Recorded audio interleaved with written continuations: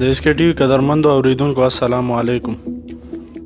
اوریدونکو د کائنات په سینه کې په زرګونو اثرات پټ دي چې هغه ته رسیدو سره وجود واحد او وجود خالق طرف ته اشاره کوي. حالانکه انسان د مریخ میدانونو ته رسیدلی دی، د دې ماشینونو د سپوږمۍ تل ته رسیدلی دي، خو بیا هم څه سوالونه داسې دي چې انسان کمزوری او بېوسه ثابتوي. اوریدونکو الله تعالی په قرآن مجید کې فرمایي چې موږ انسان کمزوری جوړ کړی دی. اوریدونکو په نننۍ ویډیو کې به موږ په یو نوي ریسرچ باندې خبره کوو. موږ به د څه داسې سوالونو جوابونه پوهېدو کوشش کوو. یقینا چې ستاسو په ذهن کې خو به راځي، خو جواب والا څوک نه وي. د ټولو نه مخکې د نوي ملګرو نه دا درخواست دی چې زموږ چینل سبسکرایب کړئ او بیل بټن کلیک کړئ چې زموږ نوي ویډیو تاسو ته ملاویږي. په کال 2011 کې کله چې جاپان کې یو خطرناکه زلزله راغله، د هغې نه 40 غنټې مخکې د هغه ځای مارغانو هجرت کولو باندې لیدلی شوي وو. بیا په کال 2005 کې کله چې پاکستان مختلف ښارونه په زلزله کې تباه شو، نو په زرګونو مړو کې یو مړی هم د مارغه نه و، ټول د هغه ځای نه تللي وو. هغه وخت هلته صرف د مرګ دپاره انسانان پاتې وو. ملګرو زیات مارغان په هوا کې الوتو په وخت د اوبو د ژورتیا اندازه لګوي. مونږ ته په نیشنل جیوګرافیک کې یو زړه پورې نظاره دا هم ملاویږي چې اچانک یو مارغه د اوبو طرف ته غوپه وهي، هم په دې وخت د لاندې د اوبو نه یو مهی رابره کیږي او ښکار کیږي. اوس مارغه ته چا وویل چې د لاندې نه یو مهی رابره کیږي، حالانکه مارغه هم په هغه ځای غوپه وهي د کوم ځای نه چې مهی اوبو نه رابره کیږي. دلته یو بله خبره دا هم ده چې کبوتر کله په سفر وځي نو هغه واپسي په کامیابۍ سره کوي، په دې وخت کې هغه نه ورکیږي.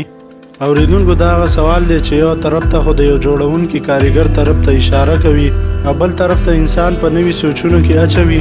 ملګرو د ځمکې کشف زموږ د سیارې بنیادي حصه ده چې د ځمکې د ټولو نه د لاندې برخې نه شروع کیږي او په خلا کې په 90,000 کیلومتره پورې بره اوچت پورې ځي.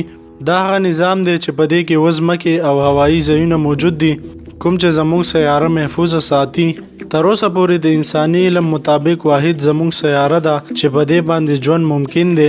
ولې نه که انسان د ځمکې کشف تل ولګولو او اټماسفیرک حقیقت ته ورسېدو، خو اوس هم په اټماسفیرک کې داسې څه شته دی چې د انسان نه پاتې دي.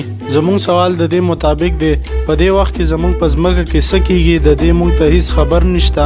خو د زلزلې نه وړاندې د مارغانو داسې خبرېدل د دې خبرې دلیل دی چې د قدرتي آفتونو نه مخکې زموږ په اټماسفیرک کې داسې څه بدلون ضرور کیږي چې هغه مارغان محسوسوي، خو انسان د خپل ټکنالوژي نه باوجود هم ناخبره پاتې کیږي.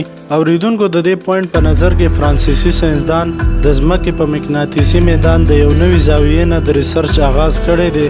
تر اوسه پورې دا ریسرچ په ډیرو مفروضاتو باندې جوړ دی، خو چې څومره حقیقت مخې ته راغلی دی د دې مطابق چې په ځمکه کې دننه څه هم کیږي یا د اسمان په بره واله حصه کې چې څه بدلون روان دی، د هغې ټول ډیټا انفارمیشن د خاص چپو په ذریعه په کشف ثقل کې په ټول وجود کې سروایو کوي.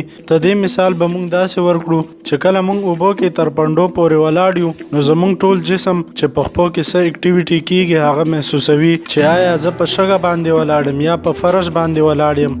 دا هغه انفارمیشن دی کوم چې د ټیشو والز په ذریعه په جسم کې ګرځي. ولې چې موږ یو وجود یو همداسې زموږ د ځمکې کشف ثقل هم یو وجود دی، په هغه کې زمینی پلانټس او هوایي برخې شامل دي. د ساینسدانانو مطابق زموږ د ځمکې دننه نه داسې څه سیګنل خارجيږي په کوم کې چې په ځمکه کې دننه کېدو والا بدلون مکمل ډیټا وي، خو تر اوسه پورې انسان دې سیګنلو ته نه دی رسېدلی. دا سیګنل په ډیرو قسمونو باندې دي کوم چې د سیارې په ګریویټیشنل فورس کې سفر کوي او مارغان د دې سیګنل استعمال کوي. مثلا د زلزلې نه مخکې مارغان ښار ولې پرېږدي؟ د نوي ریسرچ مطابق زموږ ځمکه څه مخصوص لهرونه خارجوي چې هغې د الاستیک ویوز ویلی شي. په دې لهرونو کې په ګریویټیشنل ګراوند کې داخلېدو سره زموږ په اټماسفیرک کې څه بدلون راځي چې هغه انسان یا انساني ماشین ټریک کولی نشي، خو مارغان دا محسوسوي او هجرت کوي. تر اوسه پورې الاستیک ویوز د نیم نه زیات مفروضه ده، ولې چې د دې آخري ثبوت تر اوسه پورې نه دی میلاو شوی. خو د مارغانو په اپټیکل سیستم کې څه داسې پروټین دي چې هغه د قطب نما کار کوي. په دې وجه مارغان د لرې فاصلو نه واپس راتلو سفر په کامیابۍ سره کوي. د دې نه علاوه څه داسې پروټین هم میلاو شوي دي چې د هغې په ذریعه دوی د خپل اوچتوالي ناپ کوي. اوریدونکو ډیر مارغان مثلا حدود داسې مارغه دی چې کله د اوبو د بره تیریږي نو د دې د سترګو نه وروسته پروټین د کنټرول روم په شان کار کوي کوم چې د اوبو جوړتیا او په اوبو کې حرکت کولو واله د ټولو جسمونو ډیټا سیف کوي. اوریدونکو ساينسدان په حیرت کې دي چې دوی ته دا ډیټا د چرته نه ملاویږي. تاسو په خپل سوچ وکړئ چې یو مارغه د اوبو نه 1 کیلومتر بره سفر کوي او هغوی ته په اوبو کې د هر قسم اکټیویټي معلومات وي نو دا د یو جوړونکي کاریګر طرف ته اشاره کوي. اوریدونکو تر اوسه پورې د کشش ثقل په میدان کې داسې سیګنل پیدا شوی دی چې هغه تر اوسه پورې انسان نه دی معلوم کړي. که انسان چرته د دې سیګنل معلومولو کې کامیاب شي نو کېدای شي چې په مستقبل کې د زلزلې پیشنګویي وکړي شي. اوریدونکو د الله تعالی ذات هر څه کولو باندې قادر دی. بېشکه دا کائنات د بېشمار رازونو نه ډک دی چې د هغې 1% علم هم انسان ته نشته.